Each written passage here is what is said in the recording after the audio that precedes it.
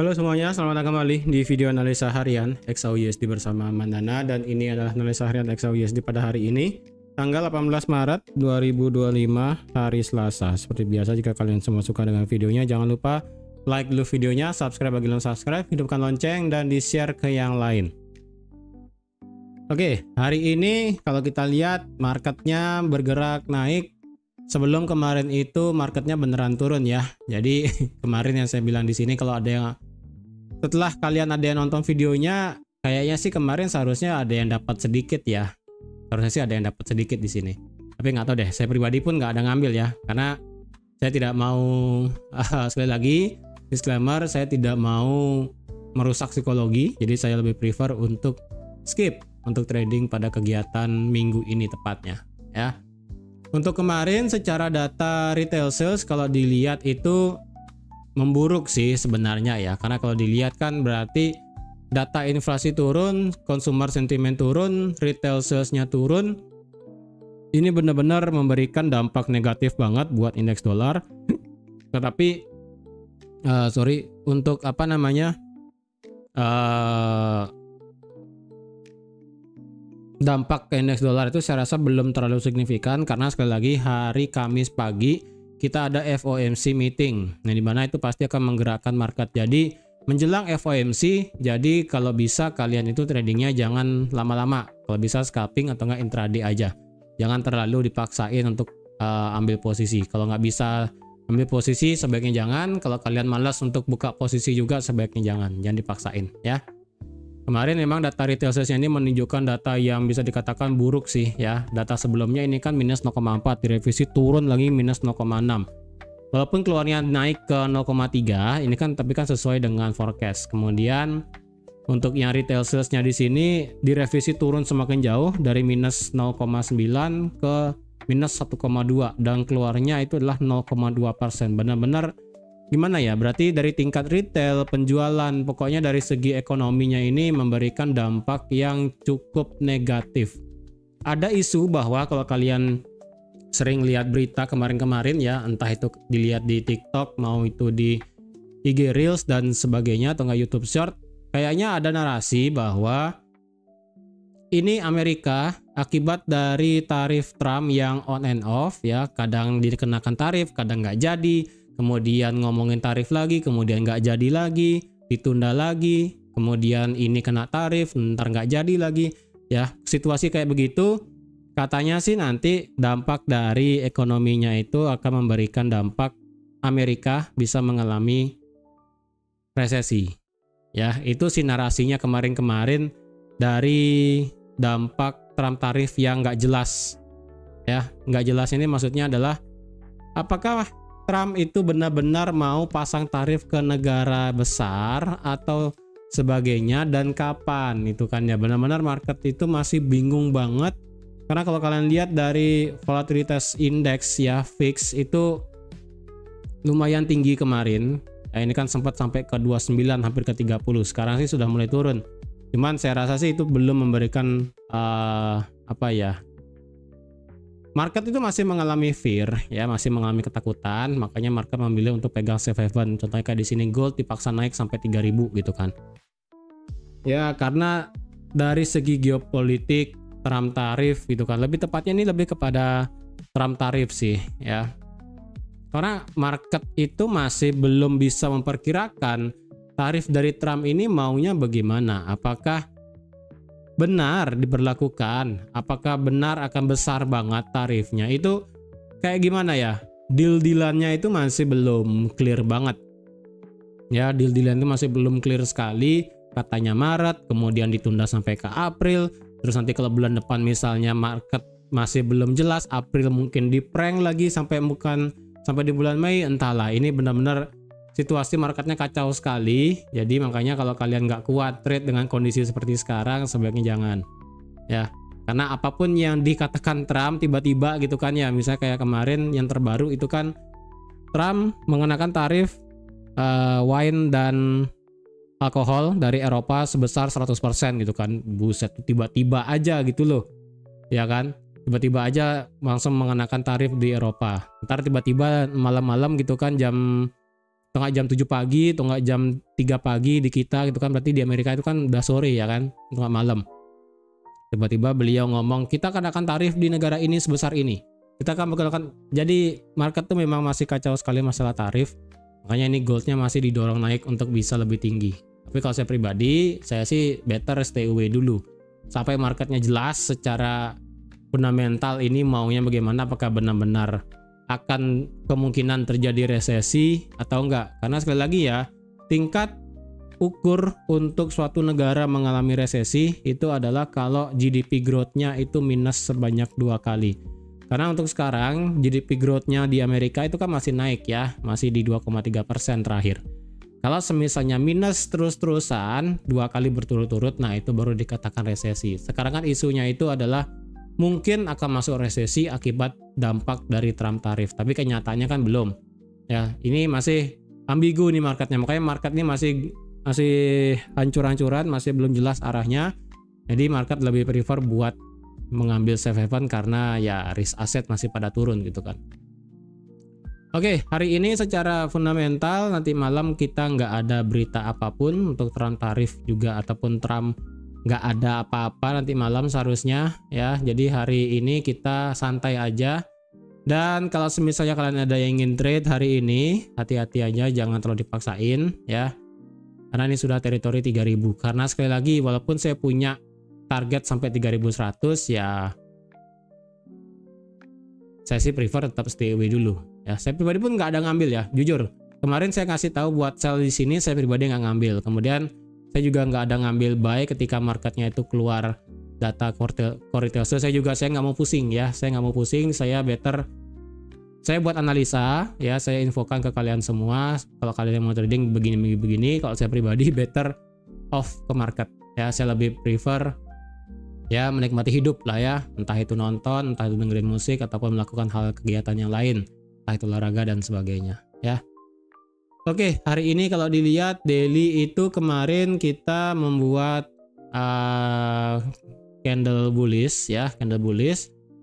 Kalau kita lihat sebentar ya, kita dari segi indikatornya sekarang slownya sudah masuk ke teritori overbought. Saya rasa ini marketnya bakal bisa dikerek naik mungkin sampai 1618 yang ada di 3030 seperti saya katakan kemarin ya. Ini RSI-nya sih masih flat di angka 70. Ini masih malu-malu kucing apakah RSI benar-benar masuk ke teritori overbought atau enggak, itu aja sih ya. Tapi di sini apakah di sini potensi terjadi divergence secara time frame daily dari segi indikatornya? Secara ini sih belum ada ya. Secara indikatornya sih RSI-nya kemungkinan ada ya, yang dimana di sini ya. Ini kemungkinan bisa terjadi divergence.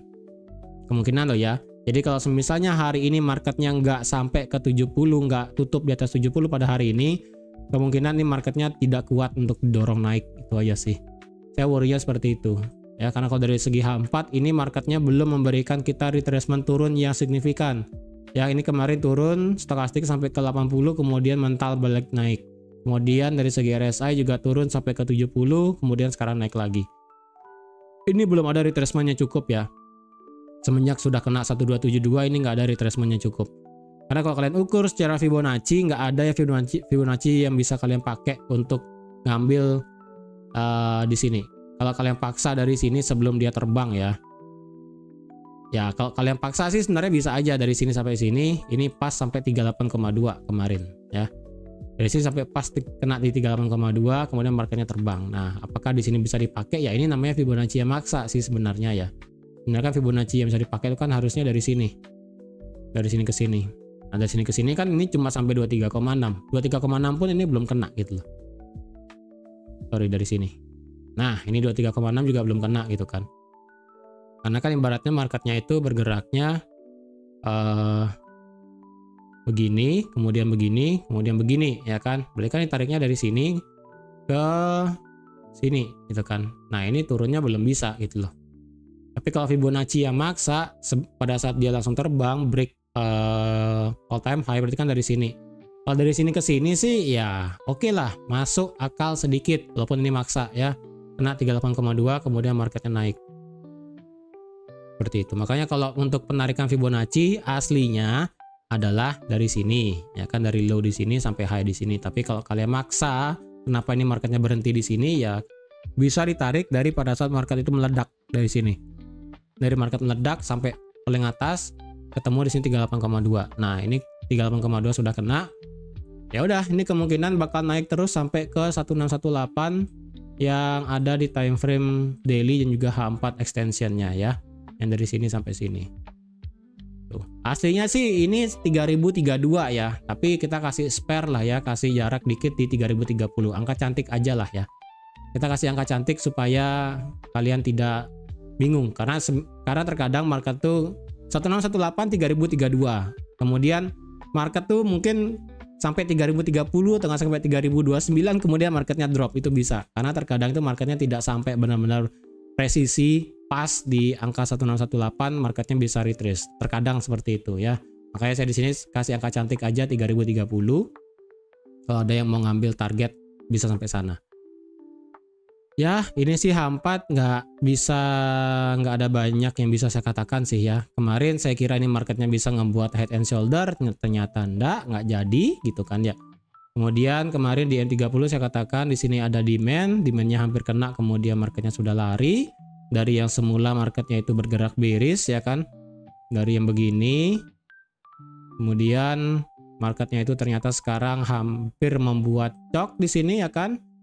Ini sih internalnya sudah naik ya, ini begini, ini seharusnya begini dan begini, harusnya sih. Ini tinggal kalau ini break ya. Kalau ini break all time high, ini saya garis dulu all time high-nya. Ini all time high-nya adalah kemarin di harga, oh sudah break ya. Oke, sudah break, berarti ini tadi barusan di 88, kemudian barusan itu adalah di 3005. Oke, ini seharusnya sudah break all time high. Sebentar ya. Turun, naik, turun, naik, turun. Naik, turun, naik, turun, naik. Oke, berarti ini sudah melakukan change of character. Berarti kita bisa ambil posisi buy. Di mana sekarang kita ambil posisi buy? Kemarin kan yang saya katakan H4 ya. Kalau ada H4 di atas 3000, kalian bisa ambil posisi buy, dan ini marketnya sudah di atas 3000 secara H4. Ya, ini kalian bisa lihat di atas H4, kemudian retest 3000 dan sekarang bergerak naik. Dan kalau dilihat secara H1 juga kita punya ada satu resistance become support yang bisa dikatakan cukup valid. Berarti dari 3000 sampai 2998. Ini adalah resistance become support sekarang. Jadi kalau ada market itu turun lagi sampai sini bisa ngebuy. Nah, sekarang apakah ada possibility untuk marketnya naik untuk melakukan break of structure ataupun lanjut naik terbang nggak ngotak gitu kan ya? Kita bisa pakai Fibonacci pendek dari sini sampai sini untuk mencari swing. Berarti terdekatnya di sini sekarang adalah sampai 3012 ya. 3012 sampai 3021 ya, 3020 lah ya. Di sini 3020, kemudian di sini 3000. Sorry, ini kejauhan. 3021 aja lah ya. 3021, kemudian di sini adalah 3012. Nih, berarti targetnya bisa sampai sini. Ntar coba saya paksa ukur pakai Fibonacci yang lain ya. Nggak ada sih itu kalau Fibonacci yang kemarin. Sini nggak dapat, di sini nggak dapat, di sini nggak dapat. Itu satu hal yang maksa sih sebenarnya ya. Aduh, ini maksa banget, jangan deh. Maksa itu Fibonacci extensionnya kalau ditarik. Wah ini nggak bisa pakai Fibonacci pendek nih. Bentar ya. Oke, ini sudah selesai. Sorry. Ada. Dari sini sampai sini, ini habis. Dari sini sampai sini, dan ini 0105. 3002, 1618, 3013. Oke. Area 3004, 65. Enggak ada yang bagus. M30. Ntar ini ngebar. Ntar ya. Oke, ini 5 A1 lewat M30 15. Wah, ini sih idealnya kalau nge-buy sih di sini ya. Ada dua kemungkinan untuk bisa nge-buy. Yang pertama adalah ini kemungkinan bisa di sini nge-buy-nya yang ada di harga di 95 gitu kan ya. Ini pun kalau ekstrim turun ya. Karena ini kan ada resisten become support yang ada di H1 nih. Ya, kalau nanti misalnya marketnya itu turun, nge-whipsaw seperti ini ya, turun sampai sini, ngambil demand, nanti kalian bisa nge-buy. Di sini sih sebenarnya areanya nggak begitu bagus buat nge-buy gitu kan ya. Saya sih prefer itu drop base rally. Ini sih mendingan ya. Ini sih mendingan. Ini sih mendingan ya. Ini sih mendingan di bawah. Ya ini bisa sih ya. Ini bisa dan ini juga bisa. Kalau di bawah di sini itu adalah di ini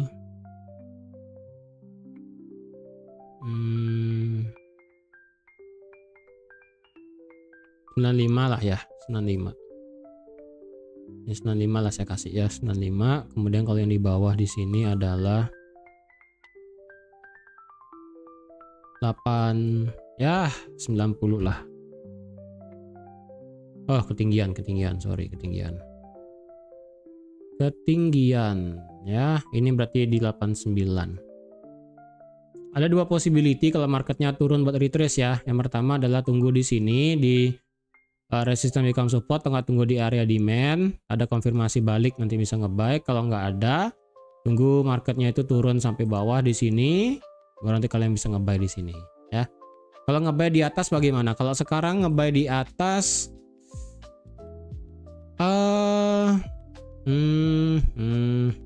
nge-buy di atas sih di sini bisa-bisa aja ya. Ini kayaknya marketnya sudah selesai buat retracement. Bentar, saya perlu kepastian dulu. Apakah M5 cukup? M5 nggak cukup. M15 sih sudah break ya. M30 ya, minimal M15 lah kalau kalian ada yang memaksa ya. M15 ini lagi dikit nih. Tapi kalau ada yang nge-buy nanti di atas 3005 ya. Targetnya ingat ini ada 12, 21 dan maksimal sampai 3030. Terserah kalian mau targetkan sampai mana di atasnya. Dan untuk ada yang mau nge-buy di atas 3005, ingat ya, minimal M15 candle close. Ingat, candle close minimal M15. Sebenarnya sih yang bagus M30 atau enggak H1. Memang menurut kalian itu terlalu lama ya M15 lah. Untuk masalah stop loss, kalau dia mau nge-buy di atas, ini stop lossnya bakal agak lebar sedikit ya. Ini sekitaran 50 pip lebih. Karena kalau diambil dari 3005, stop lossnya itu minimal di bawah ini. Ini kan M15 ya, di bawah 3000 stop lossnya. Nanti di sekitaran 2999 atau enggak 98 gitu kan. Atau enggak ya 97,9, 97,8 seperti ini. Ini bakal 50 pip lebih kalau ada yang nge-buy di atas 3005. Karena sekarang sih ini soalnya ya, low terakhirnya itu di sini soalnya. Tapi kalau ke depannya marketnya ini nge-break di atas 3005 ya kan. Nge-break 3005, kemudian seperti fake out turun ya. Turun di sini misalnya nggak nyentuh area resistance become supportnya di sini. Ya berhenti di sini, kemudian dia nge-break lagi gitu kan, dan turun lagi di sini dan kemudian naik lagi. Nah, di sini baru bisa ngambil buy di sini, stop lossnya nggak usah jauh. Itu pun kalau bergeraknya seperti ini ya. Kalau misalnya marketnya itu marketnya langsung bergerak naik instan gitu kan, naik turun sedikit atau nggak diam kemudian langsung naik, ya mau nggak mau stop lossnya bakal harus taruh di sini ya, di bawah 3000 stop lossnya mau nggak mau. Itu aja sih. Oke, jadi sekian dulu untuk analisa XAUSD pada hari ini. Ingat, untuk targetnya sekarang yang bisa saya kasih adalah di 12, kemudian 21 sampai 30. Kalau angka psikologinya adalah di 10 ya, ingat kelipatan 5. Ini sekarang sudah di 5 ya. 5, 10, 15, 20, 25, 30. Ingat, biasanya itu gold itu selalu ada reaksinya ketika marketnya itu kena angka kelipatan 5. Ya, entah itu 5, 0, dan sebagainya. Oke, ini sudah di angka 5 sekarang, jadi hati-hati. Makanya perlu ada konfirmasi sekali untuk kalau ada yang mau nge-buy di atas 3005. Ya, jadi sekian dulu untuk analisa XAUSD pada hari ini. Terima kasih sudah menonton video sampai habis. Terima kasih juga sudah like, share, dan subscribe seperti biasa. Dan sampai jumpa lagi di analisa harian XAUSD selanjutnya. Bye-bye.